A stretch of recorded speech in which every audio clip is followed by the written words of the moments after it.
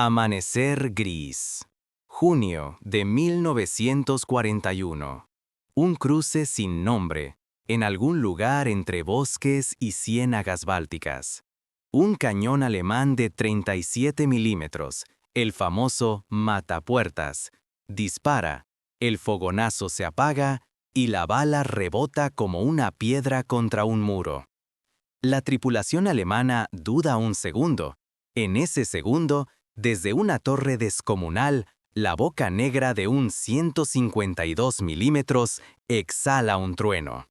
El proyectil de alto explosivo, casi 40 kilos de acero y explosivo, levanta el suelo, arranca pinos de raíz, y donde había una pieza antitanque, quedan tablillas, tierra y silencio. Sobre la silueta cuadrada, pintada a brocha gorda, una estrella roja. KB2. Fortaleza viviente. Más búnker que tanque. El KB2 nace de una lección amarga. Invierno de 1939-40. La guerra de invierno contra Finlandia. Las líneas fortificadas del istmo de Karelia se resisten a todo, salvo a la artillería pesada. El Ejército Rojo comprueba que, frente a búnkeres sin nidos de ametralladoras, un cañón de tanque común no basta. La Kirov de Leningrado propone algo radical: montar un obús de 152 milímetros M10 en el chasis del nuevo tanque pesado KB-1. Una torre enorme, casi un cuarto prefabricado atornillado al casco, servirá de plataforma. A inicios de 1940, el concepto se aprueba. En 1940-41 entra en producción en lotes relativamente pequeños, cifras entre 200 y 300 unidades, estimado, dependiendo de qué series y chasis se incluyan. Su ficha técnica explica su apodo: peso en el orden de 50-52 toneladas, motor diésel V2K de 600 HP. Blindaje frontal del casco de 75 milímetros en las primeras series. La torre, enorme, angulosa, de planchas atornilladas, con secciones de hasta 110 milímetros, estimado. El arma principal, un 152 milímetros M10T de baja velocidad, dispara munición separada. Primero la granada, después la carga propulsora.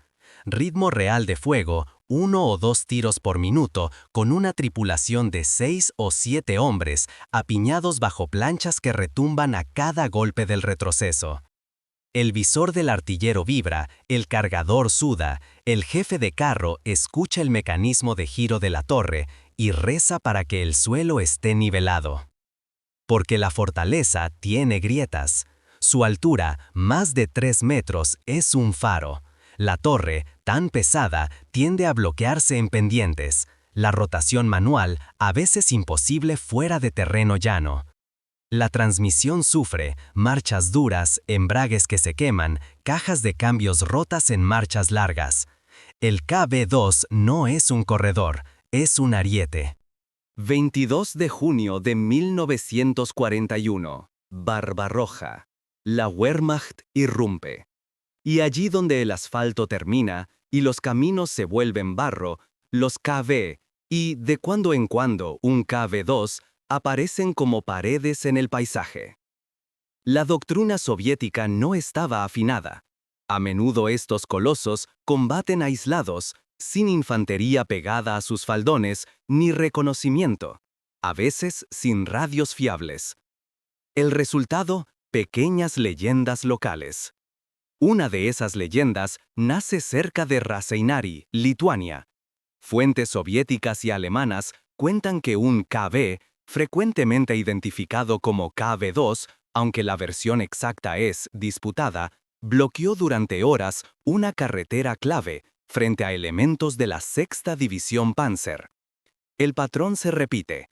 Los 37 milímetros alemanes rebotan, los 50 milímetros sufren, hasta que llegan piezas flak de 88 milímetros, artillería a tiro directo, zapadores con cargas huecas. Entretanto, los carros ligeros y cañones antitanque van cayendo. Cada disparo de 152 milímetros abre cráteres que rompen la formación y el valor. Un solo carro no decide una campaña, pero decide una jornada.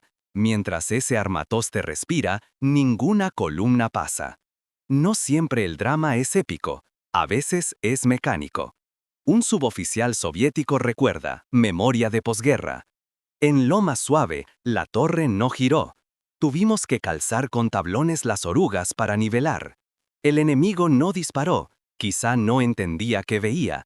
Cuando por fin alineamos, el primer tiro arrancó una casa. El segundo mató el cañón. Luego, otra vez la torre. Parada. Esta es la vida del KB-2. Poder monumental, movilidad precaria. Técnicamente, su obús era un martillo perfecto contra hormigón y madera. Granadas de alto explosivo que, a una baja velocidad, destrozan posiciones. Contra tanques, la realidad es más ambigua. La munición perforante de 152 milímetros es escasa. Los impactos pueden desarticular un carro alemán por ondas de choque, aturdimiento, estallidos de fragmentos, ruptura de cadenas. Pero la puntería a larga distancia, con visores simples y balística curva, es complicada. Los mejores resultados llegan a distancias cortas y contra blancos grandes, búnkeres, edificios, piezas anticarro agrupadas, columnas atrapadas en un cruce. Los alemanes aprenden deprisa. Donde un KB-2 planta cara, llaman a los 88 milímetros o al Stuka. Concentran fuego, buscan flancos, traen zapadores. La fortaleza por sí sola no basta. Y el Ejército Rojo también aprende.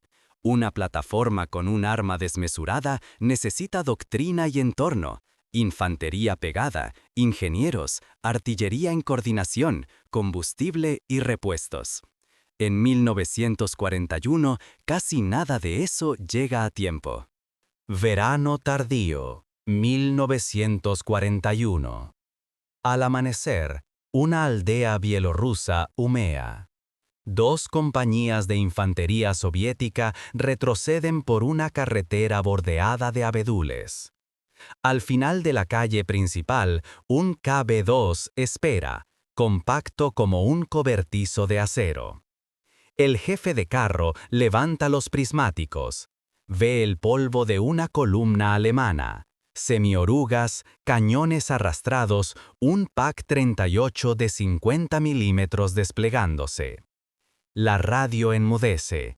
La antena hace horas que es un alambre seco. Ordena. Alto. Cerrar portezuelas. El artillero canta.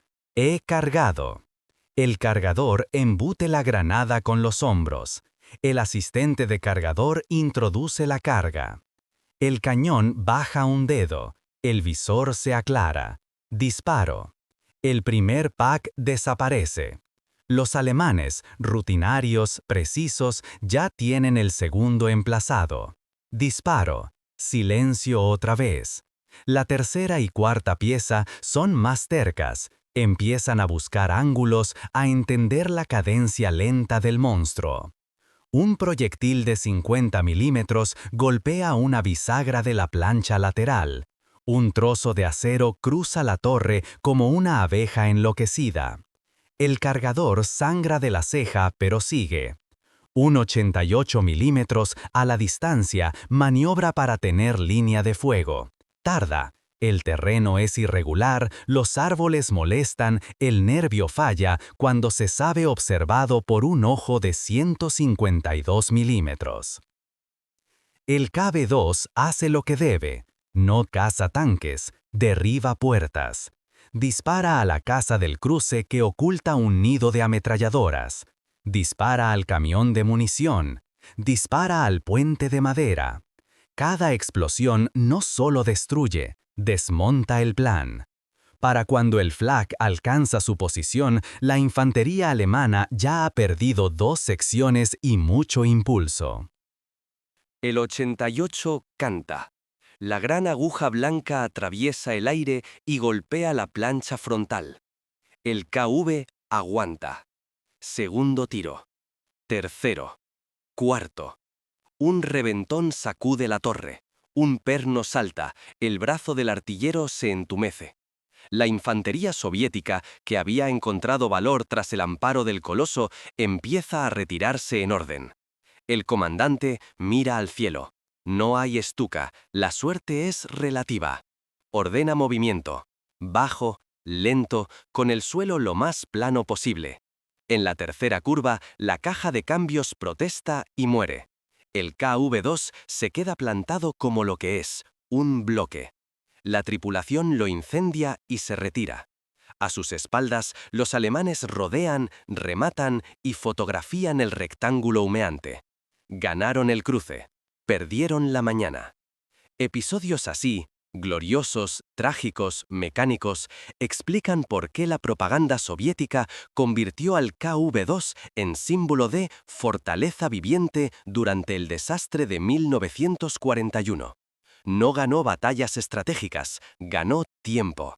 Fue un freno de emergencia, un obstáculo que obligó a los alemanes a traer su herramienta cara, el 88, los Stuka, los zapateros, para remover una piedra en el camino. En un frente que colapsaba, cada hora comprada era una fábrica evacuada, un tren que llegaba más lejos, una división que se reagrupaba a otra orilla. Pero el precio de esa hora era alto. La movilidad limitada era la condena del KV-2. En retirada, un vehículo que no puede girar su torre en ladera o que rompe la caja de cambios al cuarto kilómetro es un regalo al enemigo. La logística, aceites, filtros, embragues, engranajes no perdona. Y la guerra de 1941-42 no le dio respiro. Muchos KV-2 se perdieron no por penetración, sino por avería o falta de combustible. La producción cesó pronto, mediados de 1941. No era un arma de masas, sino una solución de transición. Una respuesta rápida a un problema puntual, búnkeres y puntos fuertes que la guerra móvil convertía cada mes en una rareza. La experiencia no se perdió.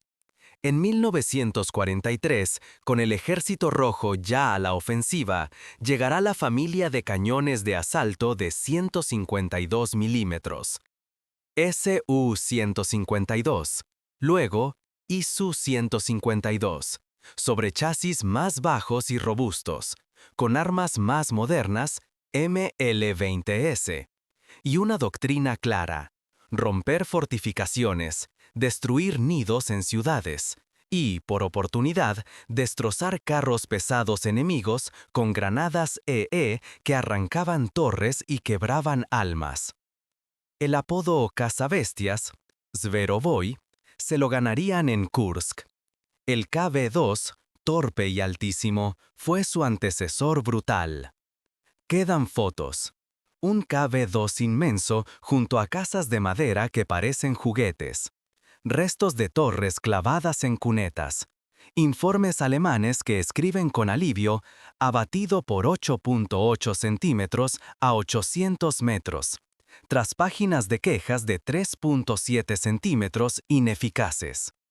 Quedan también las discusiones. El tanque sin nombre de Raseiniai, KV-1 o KV-2. Disputado. La cifra exacta de producción. Estimado. Incluso detalles como el espesor real de ciertas planchas o el número de vehículos con la torre simplificada de laterales inclinados.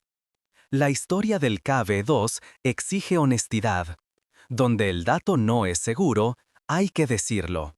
Donde la memoria idealiza, hay que poner tierra.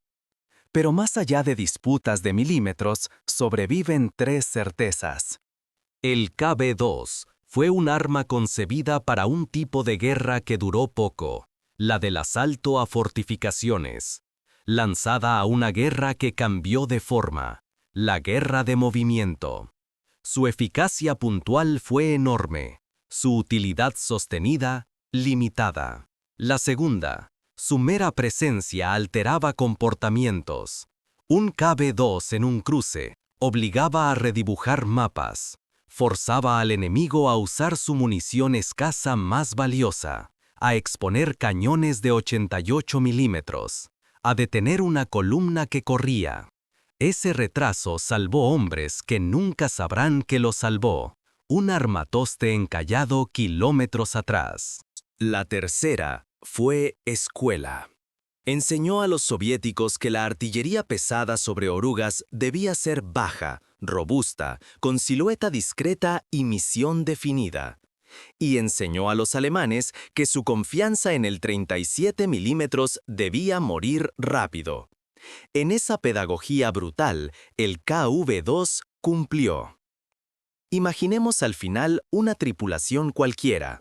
El jefe de carro con la frente marcada por la goma de los prismáticos. El artillero, las manos negras del mecanismo del M10T. Los cargadores, la espalda rota de empujar granadas que pesan como un niño. El conductor, con la mirada fija en una caja de cambios que no le perdonará errores. No son héroes románticos, son obreros en un cubo de acero, aguantando y golpeando, conscientes de que su máquina puede no volver. Cuando cierran la escotilla y el mundo se reduce a metal, periscopios y el vaivén del monstruo, la idea de fortaleza viviente deja de ser metáfora. Es literal. Viven dentro de un fuerte que se mueve poco, pega fuerte y dura lo que dura su mecánica. En 1941, cuando todo parecía caerse, aquel fuerte rodante plantó cara las veces justas para que el tiempo cambiara de dueño. El KV-2 no ganó la guerra, abrió puertas a martillazos para que otros pasaran. A veces, eso es todo lo que la historia exige de un coloso. Y a veces, con una sola mañana robada al avance enemigo, basta para que un país entero respire.